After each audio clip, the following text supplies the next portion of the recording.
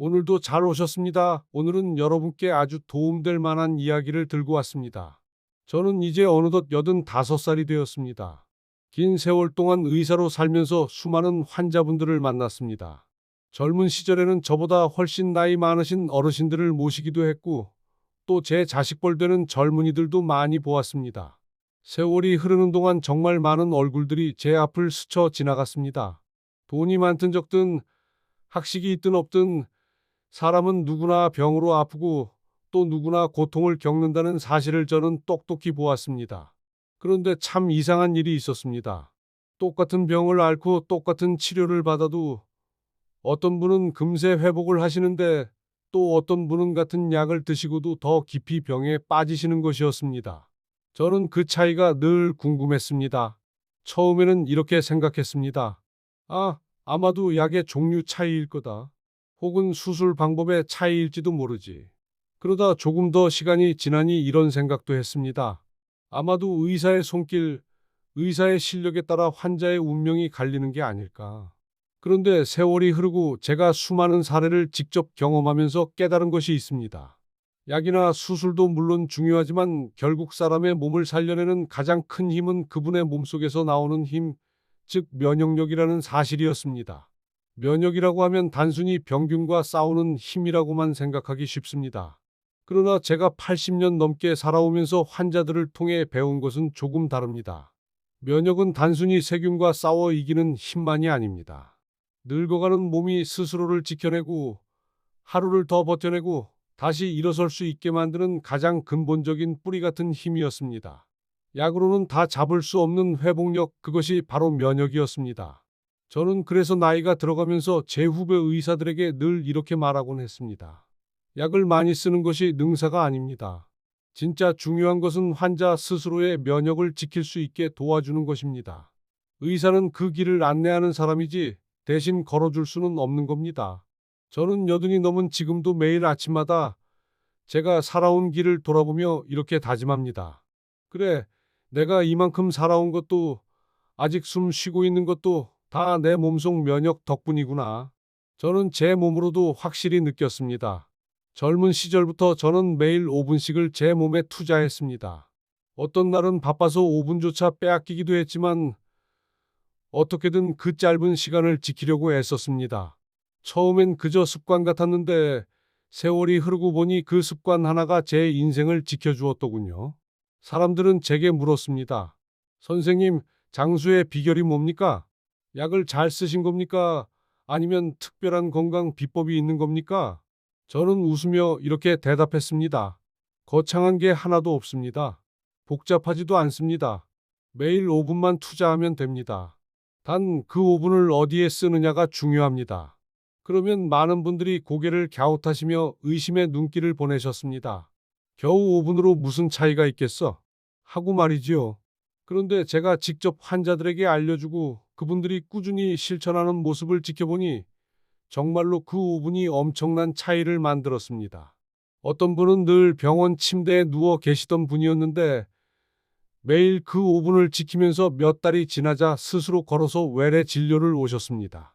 또 어떤 분은 평생 위장병으로 고생하시던 분이었는데 제가 말씀드린 습관을 꾸준히 지킨 뒤로는 속이 한결 편해졌다고 눈물을 글썽이며 고맙다고 인사하셨습니다. 저는 그래서 확신합니다. 제 이야기를 들으시는 여러분께도 분명히 같은 변화가 있을 겁니다. 늦지 않았습니다. 오늘부터라도 시작하시면 됩니다. 저는 제 나이 80이 넘어도 여전히 그 5분의 힘으로 하루를 살아가고 있습니다. 제가 말씀드리는 그 5분의 비밀은 4가지입니다. 첫째는 호흡, 둘째는 장, 셋째는 혈액순환, 그리고 마지막은 마음입니다. 이 4가지는 사람의 몸을 지탱하는 기둥과 같습니다. 어느 하나라도 흔들리면 집이 무너지듯 몸도 무너지고 4가지가 균형을 잡으면 늙은 몸이라도 버텨낼 수 있습니다. 젊었을 때는 저도 이런 것을 대수롭지 않게 여겼습니다. 의학 교과서에만 의존하며 이 약은 어떤 성분이고 이 수술은 어떤 효과가 있다에만 몰두했습니다. 그런데 나이가 들고 수많은 환자를 만나면서 저는 환자들의 눈빛과 표정 그리고 생활 속 작은 습관에서 더 많은 것을 배웠습니다. 어떤 분은 약으로는 도저히 좋아지지 않던 분이었습니다. 그런데 호흡을 바꾸고 장을 돌보고 피를 잘 돌게 하고 무엇보다 마음을 다스리니 놀랍게도 나아지셨습니다. 저는 그 모습을 보고 큰 충격을 받았습니다. 의사가 할 수 있는 것은 그저 돕는 것뿐이구나. 결국 사람을 살려내는 건 자기 안에서 나오는 힘이구나. 저는 그때부터 이 네 가지를 누구에게나 강조했습니다. 혹시 제 이야기를 듣는 분들 중에는 이렇게 생각하실지도 모릅니다. 에이, 겨우 그거냐? 너무 단순한 거 아니냐? 하지만 제가 살아온 세월과 경험으로 분명히 말씀드립니다. 단순한 것이야말로 가장 강력합니다. 복잡한 방법은 오래가지 못합니다. 하지만 단순한 습관은 매일같이 쌓여 인생을 바꿉니다. 여러분, 오늘부터라도 따라 해보시지 않겠습니까? 처음에는 별다른 변화가 느껴지지 않을지도 모릅니다. 그러나 몇 주, 몇 달이 지나면 몸이 먼저 대답할 것입니다. 숨이 깊어지고, 속이 편안해지고, 손발이 따뜻해지고, 마음이 조금씩 가벼워질 것입니다. 저는 91년 동안 의사로 또 한 사람의 인간으로 이 사실을 직접 보았고 경험했습니다. 그러니 이제는 확신을 가지고 여러분께 이 말씀을 드릴 수 있습니다. 오늘부터 단 5분만이라도 제 이야기를 따라 해보시길 바랍니다. 분명히 여러분의 삶이 달라질 것입니다. 제가 말씀드린 네 가지 비밀 중 첫 번째는 바로 호흡입니다. 여러분, 숨 쉬는 것이 뭐가 그리 특별하냐 하실 수 있습니다. 누구나 태어나면서부터 자연스럽게 하는 게 호흡 아니냐? 숨은 안 쉬면 죽는 거니까 다 하고 있는 것 아니냐? 이렇게 생각하시지요. 맞습니다. 그런데 제가 수십 년 동안 환자들을 지켜보면서 깨달은 건 단순히 숨을 쉬는 것과 제대로 숨을 쉬는 것은 전혀 다르다는 사실입니다. 제가 젊은 의사였을 때 병원에 늘 찾아오시던 한 어르신이 계셨습니다. 늘 기침을 달고 사셨고 숨이 차서 몇 걸음만 걸어도 힘들어 하셨습니다. 폐 사진을 찍어보면 큰 병은 없었습니다. 저는 처음엔 그저 나이가 들어 폐 기능이 약해진 것이라고 생각했습니다. 그런데 그분의 생활을 유심히 살펴보니 늘 어깨를 들썩이며 짧게 얕게 숨을 쉬고 계셨습니다. 긴장된 호흡, 불안한 호흡이 몸 전체를 옥죄고 있었던 겁니다. 제가 호흡법을 바꿔보자고 권했습니다. 하루에 5분 아침 햇살이 드는 마당에 서서 어깨에 힘을 빼고 코로 길게 들이마시고 입으로 천천히 내쉬는 연습을 하시라고 했습니다. 처음에는 이게 무슨 치료가 되겠냐? 고 웃으셨습니다. 그런데 몇 달 뒤 그분은 스스로 놀란 얼굴로 제 앞에 오셨습니다. 선생님, 신기하게도 요즘은 숨이 한결 편합니다. 걸어다니기도 수월해졌습니다. 저는 그때 확신했습니다. 호흡은 단순히 공기를 들이마시는 일이 아니구나. 그것은 몸 전체를 살리는 기초구나. 여러분, 숨을 깊이 고르게 쉬면 폐 속 구석구석까지 공기가 닿습니다. 그러면 혈액 속 산소가 늘어나고 우리 몸의 세포들이 활력을 얻습니다. 반대로 짧고 얕은 숨만 쉬면 산소가 부족해지고 몸은 늘 피곤합니다. 면역력도 약해집니다. 그러니 제가 말하는 5분의 시작은 바로 호흡입니다. 방법은 어렵지 않습니다. 아침에 일어나자마자 창문을 열고 맑은 공기를 마십니다. 허리를 곧게 세우고 어깨에 힘을 빼고 코로 천천히 숨을 들이마십니다. 이때 속으로는 평안이 들어온다 라고 생각해 보십시오. 그리고 입으로 아주 천천히 길게 내쉽니다. 내쉴 때는 걱정이 흘러간다 라고 속으로 되뇌어 보십시오. 들이쉴 때와 내쉴 때 가슴과 배가 고르게 움직이는 것을 느끼면서 천천히 반복하시면 됩니다. 처음에는 1분만 해도 어지럽다고 느낄 수 있습니다. 하지만 괜찮습니다. 하루하루 연습하면 폐가 조금씩 열리고 숨이 길어집니다. 제가 환자들에게 자주 했던 말이 있습니다. 숨은 당신이 가진 최고의 약입니다. 약은 돈을 내야 살 수 있지만 숨은 누구에게나 공평하게 주어진 선물입니다. 그런데 정작 우리는 그 선물을 제대로 사용하지 않고 살아갑니다. 늘 바쁘고 늘 긴장하며 얕은 숨만 쉬며 살아갑니다. 그러니 몸은 늘 피곤하고 면역은 떨어집니다. 여러분, 이제라도 호흡을 바꾸시면 몸이 달라집니다. 하루 5분이면 충분합니다. 의자에 앉아 계셔도 좋고 마당에 서 계셔도 좋습니다. 중요한 것은 어깨에 힘을 빼고 코로 깊게 들이마시고 입으로 천천히 내쉬는 것입니다. 그리고 숨을 내쉴 때는 걱정, 분노, 불안 같은 나쁜 감정까지 함께 내보낸다고 생각해 보십시오. 그렇게 몇 번만 반복해도 마음이 한결 가벼워지고 몸의 긴장이 풀립니다. 제가 진료실에서 만난 또 다른 환자 이야기를 드리겠습니다. 70대 할머니 한 분이셨습니다. 늘 소화가 안 되고 속이 답답하다고 하셨습니다. 여러 검사를 했지만 특별한 병은 나오지 않았습니다. 저는 호흡을 바꿔보시라 했습니다. 식사 전후로 의자에 앉아 코로 깊게 들이마시고 천천히 내쉬는 연습을 5분씩 하시라고요. 한 달 뒤 다시 오셨을 때 그분은 이렇게 말씀하셨습니다. 선생님, 이상하게도 숨을 고르게 쉬니까 속이 편해졌어요. 밥맛도 좋아졌습니다. 저는 웃으며 대답했습니다. 그게 바로 호흡이 장을 살린 겁니다. 여러분, 호흡은 폐만 살리는 게 아닙니다. 혈액을 살리고, 장을 살리고, 마음까지 살립니다. 몸이 지칠 때마다 혹은 마음이 답답할 때마다 잠시 멈춰 서서 깊은 숨을 쉬어 보십시오. 그것만으로도 면역은 다시 힘을 냅니다. 여러분, 제가 말씀드린 두 번째 비밀은 바로 장입니다. 흔히 사람들은 심장이나 폐 혹은 뇌 같은 큰 장기만을 중요하게 생각하시지만 제가 평생 환자들을 지켜보며 깨달은 건 나이가 들어도 건강을 유지하는 분들의 공통점은 장이 편안하다는 것이었습니다. 반대로 늘 변비에 시달리고 속이 더부룩하며 가스가 차는 분들은 몸 전체가 무겁고 기운이 없습니다. 저는 그래서 장을 제2의 뇌라고 부릅니다. 실제로 의학에서도 그렇게 이야기하지요. 제가 진료했던 환자분 중에 80대 할머니 한 분이 계셨습니다. 늘 우울하고 기운이 없고 불면증까지 겹쳐 삶이 너무 힘들다고 하셨습니다. 검사를 해보니 심장이나 폐는 큰 문제가 없었는데 늘 변비가 심하고 장 운동이 거의 없으셨습니다. 저는 먼저 약을 드리기보다 장을 살리는 습관을 알려드렸습니다. 매일 아침 따뜻한 물 한 잔을 마시고 저녁에는 기름진 음식을 줄이고 채소를 조금이라도 챙겨 드시라고 했습니다. 그리고 걷기가 힘드시다면 의자에 앉아 무릎을 번갈아 들어 올리는 가벼운 운동을 하라고 말씀드렸습니다. 처음에는 별 기대를 안 하셨지만 두 달쯤 지나자 할머니 얼굴빛이 달라졌습니다. 선생님, 신기하게 요즘은 잠도 잘 오고 기운도 좀 납니다.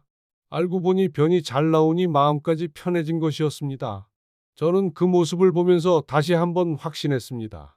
장이 편안해야 몸과 마음이 함께 살아납니다. 여러분, 장은 단순히 음식을 소화하는 기관이 아닙니다. 우리가 먹은 것을 잘 받아들이고 나쁜 것을 내보내는 가장 중요한 통로입니다. 장이 막히면 독소가 쌓이고 혈액을 타고 온몸으로 퍼집니다. 그러니 장이 건강하지 않으면 면역도 무너집니다. 장을 살리는 방법은 어렵지 않습니다. 아주 단순한 것들을 꾸준히 지키는 겁니다. 첫째, 물을 챙기셔야 합니다. 나이가 들면 갈증을 잘 못 느끼게 됩니다. 그래서 스스로 목이 마르지 않아도 수분이 부족해지기 쉽습니다. 저는 환자분들께 늘 아침에 일어나자마자 따뜻한 물 한 잔, 자기 전에도 따뜻한 물 한 잔을 권했습니다. 이 습관만 지켜도 장이 훨씬 부드러워집니다. 둘째, 음식을 가볍게 드셔야 합니다. 기름지고 짠 음식을 줄이고 채소와 과일 그리고 발효식품을 조금씩 챙겨 드시는 게 좋습니다. 저는 91살이 된 지금도 매일 된장국을 즐겨 먹습니다. 된장은 발효식품이라 장을 살리고 면역을 돕습니다. 김치도 마찬가지지요. 하지만 너무 짜게 담근 김치는 부담이 되니 싱겁게 해서 드시면 좋습니다. 셋째, 몸을 조금이라도 움직이셔야 합니다. 꼭 오래 걸을 필요는 없습니다. 다리가 불편하시다면 방 안에서도 할 수 있는 방법이 있습니다. 의자에 앉아 무릎을 하나씩 들어 올리거나 발끝으로 바닥을 두드리는 것만으로도 장은 자극을 받아 움직입니다. 저는 환자분들께 늘 이렇게 말씀드렸습니다. 장은 게으르기 때문에 조금씩 흔들어 주어야 한다. 여러분, 장이 건강해지면 마음도 밝아집니다. 실제로 의학 연구에서도 장과 뇌는 긴밀히 연결되어 있다고 합니다. 장이 편안하면 뇌에서 행복 호르몬이 더 잘 나오고 그래서 우울감도 줄어듭니다. 제가 만난 많은 어르신들이 공통적으로 하신 말씀이 있습니다. 속이 편하니 세상이 달라 보인다. 저도 제 삶 속에서 이 사실을 절실히 느꼈습니다. 제가 70대 중반이 되었을 때 몸이 무겁고 늘 피곤했습니다. 검진을 해도 큰 병은 없었지만 사실은 제가 회식 자리에 자주 나가 기름진 음식을 많이 먹었던 것이 문제였습니다. 그때부터 식습관을 바꾸고 매일 아침 따뜻한 물을 마시며 저녁 산책을 조금씩 하니 몸이 한결 가벼워졌습니다. 저는 제 몸이 증거라고 생각합니다. 여러분, 내일 아침부터라도 꼭 해보십시오. 일어나자마자 따뜻한 물 한 잔, 점심에 채소 한 줌, 저녁에 짧은 산책, 그리고 잠들기 전 호흡을 가다듬고 배를 따뜻하게 쓰다듬어 주십시오. 이것이 바로 장을 살리는 비밀입니다. 여러분, 제가 말씀드린 세 번째 비밀은 바로 혈액순환입니다. 우리는 흔히 피는 그냥 몸속을 돌고 있는 액체 정도로 생각하지만 사실 피는 생명을 이어주는 강물과 같습니다. 강물이 막히면 마을이 망가지듯이 피가 막히면 몸도 병이 납니다. 저는 의사로 살면서 피가 잘 도는 분들은 나이가 많아도 얼굴빛이 곱고 늘 기운이 있으신 걸 많이 보았습니다. 반대로 피가 잘 돌지 않는 분들은 늘 손발이 차고 기운이 없으며 병도 잘 생겼습니다. 제가 기억하는 환자 중에 70대 할아버지 한 분이 계셨습니다. 늘 다리가 무겁고 저려서 밤에 잠을 못 주무신다고 했습니다. 처음에는 그냥 나이 탓이라고 생각하셨지만 진찰을 해보니 혈액순환이 매우 좋지 않았습니다. 저는 특별한 약을 드리기보다 매일 조금씩 걷고 다리를 심장보다 높게 두고 쉬는 습관을 알려드렸습니다. 또 발끝을 까딱까딱 움직이는 작은 운동을 자주 하시라고 했습니다. 몇 달이 지나자 그분은 제 손을 잡고 말씀하셨습니다. 선생님, 다리 무거운 게 많이 좋아졌습니다. 이제는 밤에 푹 잡니다. 저는 그 말을 듣고 흐뭇했습니다. 혈액순환은 결국 몸을 살리고 삶을 바꾸는 힘이었습니다. 여러분, 피가 막히면 큰 병이 됩니다. 중풍, 협심증, 심근경색 같은 무서운 병들이 다 피가 막혀서 생기는 병입니다. 하지만 그 시작은 사소한 습관에서 비롯됩니다. 오랫동안 앉아만 계시거나 물을 적게 마시거나 기름진 음식을 자주 드시면 피가 끈적해지고 결국 길이 막히게 됩니다. 그래서 저는 환자분들께 늘 강조했습니다. 피는 강물과 같으니 늘 흐르게 하라. 그럼 어떻게 해야 할까요? 방법은 어렵지 않습니다. 첫째, 몸을 자주 움직이셔야 합니다. 오래 앉아 계시다면 최소한 30분에 한 번은 일어나서 다리를 펴 주십시오. 걷기가 힘드시면 방 안에서 발끝으로 바닥을 두드리거나 의자에 앉아 무릎을 번갈아 들어 올려도 좋습니다. 작은 움직임이 모여 큰 변화를 만듭니다. 둘째, 물을 드셔야 합니다. 피가 끈적해지지 않으려면 물이 필요합니다. 특히 커피나 차만 마시고 물을 적게 드시는 분들이 많은데 맑은 물을 조금씩 자주 드시는 것이 좋습니다. 저는 하루에 6에서 8잔의 물을 권했습니다. 셋째, 따뜻함을 지켜야 합니다. 피는 따뜻할수록 잘 돌고 차가우면 잘 돌지 못합니다. 그래서 손발이 늘 차가운 분들은 양말을 신으시고 배와 허리를 따뜻하게 하시는 게 좋습니다. 작은 찜질팩도 큰 도움이 됩니다. 제가 진료실에서 만난 한 80대 할머니는 늘 어지럽고 머리가 무겁다고 하셨습니다. 큰 병은 없었지만 피가 잘 돌지 않아 그런 증상이 나타났던 것입니다. 저는 호흡과 함께 걷기를 권했습니다. 하루에 10분이라도 햇살을 받으며 걷자고 했습니다. 처음에는 힘들어 하셨지만 3달이 지나자 얼굴빛이 환해졌습니다. 선생님, 요즘은 아침에 눈 뜨는 게 즐겁습니다. 몸이 한결 가볍습니다. 저는 그때 또 한 번 확신했습니다. 피가 잘 돌아야 사람이 다시 살아납니다. 여러분, 피가 잘 돌면 얼굴빛이 환해지고 손발이 따뜻해지고 마음도 활기를 찾습니다. 반대로 피가 막히면 몸이 점점 굳어가고 마음도 어두워집니다. 저는 환자분들께 늘 말씀드렸습니다. 매일 5분이라도 몸을 움직이고 물을 마시고 따뜻함을 지키십시오. 그것이 혈액순환을 살리고 결국 당신의 생명을 지켜줍니다. 여러분, 제가 말씀드린 마지막 비밀은 바로 마음입니다. 몸을 살리는 힘이 호흡과 장과 혈액순환에 있다면 그 모든 것을 지탱하는 근본은 바로 마음입니다. 저는 오랫동안 환자들을 보면서 깨달았습니다. 같은 병을 앓고 있어도 마음이 무너진 분은 치료가 더디고 마음이 살아있는 분은 병을 이겨내신다는 사실입니다. 제가 진료했던 60대 후반의 할아버지 한 분은 위암 판정을 받고 크게 절망하셨습니다. 가족들에게 짜증을 내고 스스로 병상에 누워 나는 이제 끝났다 고만하셨습니다. 그런데 같은 시기에 위암 수술을 받으신 또 다른 환자분은 달랐습니다. 늘 아직도 해보고 싶은 게 많다 며 웃으셨고 작은 산책도 포기하지 않으셨습니다. 두 분 모두 같은 치료를 받으셨지만 회복 속도는 전혀 달랐습니다. 웃음을 잃지 않으신 분은 회복이 훨씬 빨랐습니다. 저는 그 모습을 보면서 다시금 확신했습니다. 마음이 면역을 살립니다. 여러분, 나이가 들면 누구나 외롭습니다. 자식들은 바쁘고 친구들은 하나둘 떠나고 몸은 예전 같지 않습니다. 그래서 우울과 외로움에 잡히기 쉽습니다. 그러나 그때일수록 마음을 지켜야 합니다. 저는 환자분들께 이렇게 말씀드렸습니다.